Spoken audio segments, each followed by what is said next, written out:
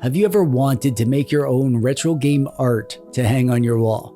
I bet you have. I sure did, and that's why I did it. I made my own retro game art. Oh, you want to see? Oh, alright. I guess I could show you. Check this out. Oh yeah. I'm an artist, you know.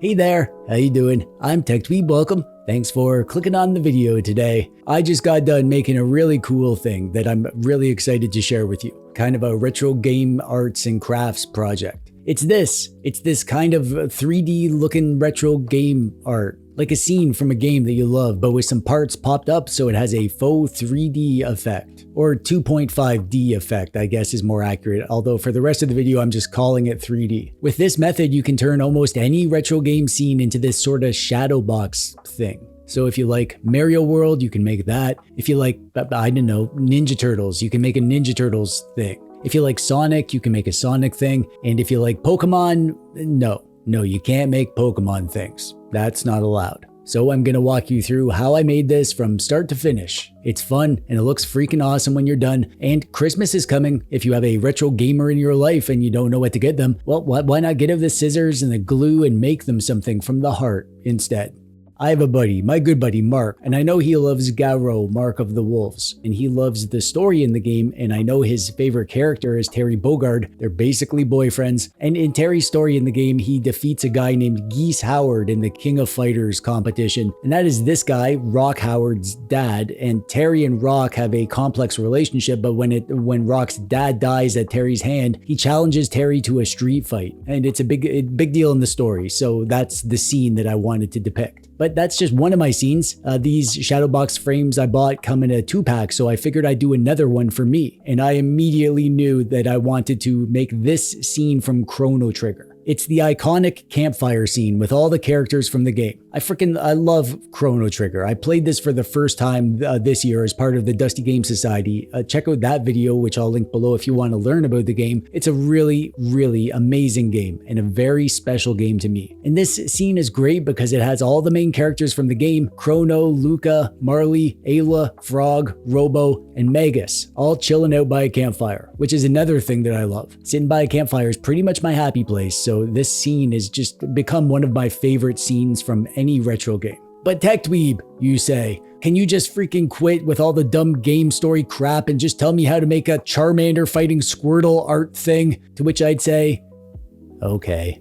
There is a 2-step process to making these 3D pixel art Shadowbox things. Well, there's lots of steps, but 2 main steps. The first step is finding and preparing your artwork to be printed. And the second step is actually getting dirty with the scissors and cardboard and glue to put it together. To prepare your artwork, you need to find an image of the scene that you want. If you can find the individual sprites and backgrounds by themselves, that would be ideal, but you don't have to. It just saves you some work from cutting them out if you do. Luckily for my scenes, I did find all the backgrounds and sprites just with some quick Googling. For this Garou scene, I had the background and all the sprites for Terry and Rock, and for Garou Trigger, I had the background and sprite sheets for all 7 characters. However, if you can't find the isolated sprites and if you have nothing more than like a screenshot, that's fine. You can turn that into a Shadowbox thing. It just takes a bit of extra work to cut out the elements. I'm going to show you my process in Photoshop. That's the program that I use for this sort of thing. But there are free alternatives like GIMP and Krita that behave more or less like Photoshop. The same concepts apply, just stuff might look different or options might be in different places. The first step here is to make a document that is the exact size that you need it to be. If you're putting these into Shadowbox frames, you'll need to know what the inside dimensions are. These frames that I bought had this information right there in the Amazon listing, but if you can't find the information for yours, you can just buy the frames and then measure it yourself. So I'm going to make a document that is 300 DPI, which is what you should be working at for printing, and I'm going to set the measurement to inches, and it'll be 12.8 wide by 8.7 high for my frames. So now I'm going to bring in my background. You can make your art at the actual pixel size of your assets, like the screenshot or whatever, but I didn't care about that. It turns out just fine either way. So I brought in my background and I resized it. One thing to note is that when you're resizing pixel art, you should do it with nearest neighbor interpolation. So that way you'll maintain the actual pixels rather than it getting all smudgy and blurry. that setting is right up here when you go to resize stuff. I had a fun time picking exactly the sprites that I wanted for Rock and Terry. I considered doing a scene that was mid-fight, but then I thought it would make more sense to pick a scene that kind of captures the tension of the story rather than just being punches and kicks. I think of this scene that I settled on as almost the calm before the storm, just seconds before the first punch is thrown. I also added a shadow to the characters to help them kind of sit in the scene better. Now, when deciding what the dimensionality of the scene will be, this is where you have to use your imagination and picture what the scene will look like when it's done. Think about which parts will look good if they're popped out in front of something else, and keep in mind that you'll be cutting this stuff out with actual scissors or a knife, so don't choose something crazy complicated. For this Garou scene, I decided that I wanted to have the scene be 3 layers: the distant city in the sky, the middle ground, which is these buildings here, and the foreground, which is the ground and these cars. And now you'll need to isolate each of these layers. There are lots of ways you can handle this. If you're not picky, you can just use the polygonal marquee tool and just make it as accurate as you can, but I was more picky than that, so I used the magic wand tool to select areas of color and individual pixels. When you're using this tool, make sure that anti-alias is turned off. We want to see those hard-edged, crunchy pixels. I went along and isolated the top edge of the cars in the street, and then I used the lasso tool to fill in the bottom. And then I did the same thing for the middle ground, although that was easier because I didn't have to cut around the individual cars and stuff. Now, since we're cutting these out of paper and you're not going to be cutting around individual pixels unless you're a madman or mad girl, the solution that I came up with is to give everything a thick black outline. A really thick black outline, nice and generous so that you don't have to get finicky with your cutting. This will give it more of a comic book outline style when they're cut out and the scene is put together. It's easy to make and easy to cut out, and it looks really good. Plus, I have a neat little method for darkening the edges of the paper too, as you'll see. And here we go. Here's my individual parts. I have a background and a middle ground and a foreground and the characters, all isolated with thick black outlines. The last step here in Photoshop is to save them for printing. You'll probably want to send your printers PDFs for this, so save each different layer configuration that you want on their own page as separate PDFs. And I'm not going to go into detail with my Garou Trigger art, but it was the same stuff, the same process. I have the background and I have sprite sheets of the characters, and I chose some sprites for the scene that I wanted. I isolated the layers, which for me is the middle ground trees and the bushes in the foreground. And also I did the campfire as its own isolated thingy. And here's the finished product, the printing. This is printed on these thick 12 by 18 sheets of matte cardstock. And they turned out awesome. And here's my frames, by the way. I got these Shadowbox frames as a 2-pack from Amazon. You can get all sorts of sizes for these things. Mine are nice and big, basically 10 by 14, but if you wanted to get some little square ones and make some smaller scenes, I think that would look great. Or you can go all out and make something huge and super impressive. Whatever size frame that you find and buy will dictate your size. You can cut this stuff out however you want, but I highly recommend using an X-Acto knife or box cutter and a metal ruler. And definitely use a cutting mat if you're doing it this way. So now you're really just cutting stuff out. Get as close to the edge on the large scenes as possible. If you measured correctly, the size should be just perfect, and it's actually better to be a tiny bit smaller than the inside dimensions so that everything fits. You can see how well it fits and trim some off later if you need to. You don't need to use a ruler for everything, but because we're doing a black outline to this stuff, I think it's fine to have the edge be a little chunky. It leans into the comic book vibe that I'm going for. The characters will need more detail, obviously, but keep in mind that the shapes that you're cutting out will also help define the silhouettes of the figures, so really just make them look the way that you want them to look. There's no wrong way to do it, really. This is what I did, but if you have a different way of doing it, you just go for it. Now, here's my favorite thing that I came up with for this. You see how when you cut out something that's printed, it has this kind of white edge to it? Like the edge of the paper is showing around the outside. Well, since we gave them a black outline, we can basically eliminate that white paper edge by using a black Sharpie. So they just go around the edge with a Sharpie and it'll get rid of that white bit, and it overall just gives the cutouts a super professional look to them.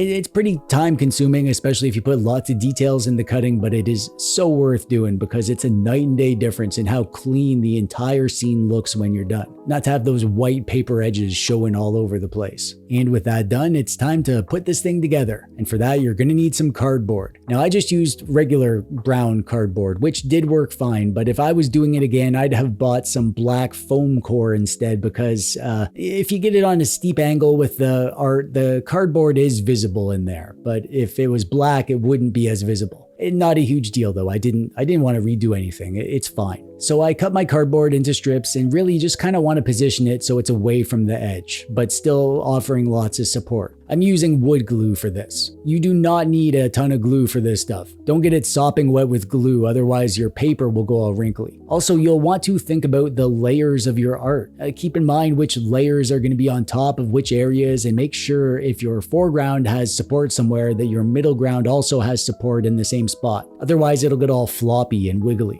And before you glue them together, it's a good idea to do a sanity check and make sure that each layer will actually fit into your frame, because it's easier to make changes to the size now than it is to do after you glue it all together. For the figures, you're not going to be able to do big long strips. You'll just be using little square supports for these, so figure out where you want the figures to go and then figure out where you want the supports and also how many layers you need. For example, Terry here has his lower body stuck to the foreground, but his upper body is stuck to the middle ground. So the middle ground supports need to be double thick there. Because I put their shadows on there, that tells me exactly where they need to go. I just line up their feet so they're touching the shadows. I did the same thing for Rock, as single layer supports on his legs and double thick supports on his torso and his fisty punch. And when everything is all nice and dry, you can just put it all together. I just used rolled up tape to attach it to the backboard of the Shadowbox frame. And yeah, there we go. It's freaking done.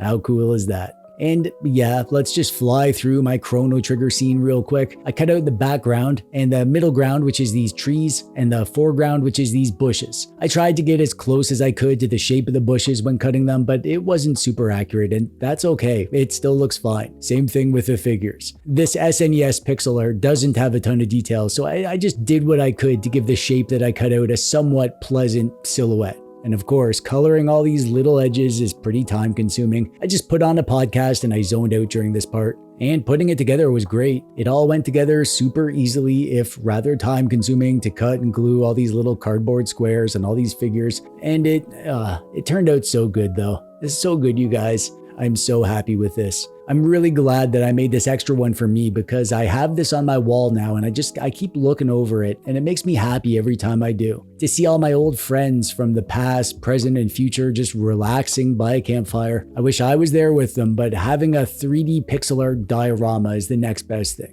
And that's it, really. That's all there is to it. I know I glossed over lots of small stuff with how you get the pixel art ready and stuff, but I hope I gave you the info you need and the confidence to give this a go yourself if you like what you see. I made this all in one night, just a few hours of work, and it's a really fun project, really relaxing to work on, and just so satisfying to see it come together. So you should do it too, because it's neat. Feel free to ask any questions that you have in the comments if there's anything you need to know, and I'd love to know, if you were to give this a go, what sort of game scenes would you want to do this to? What iconic video games would you want to immortalize on your wall? I'm genuinely curious what you're going to say, and maybe if there's some good ideas, I'll just steal those and pretend they're mine. So let me know in the comments. And while you're down there, click the thumbs up button if you like the video, or don't if you didn't. That's it from me. I'm TechDweeb. Thanks for watching. Bye-bye.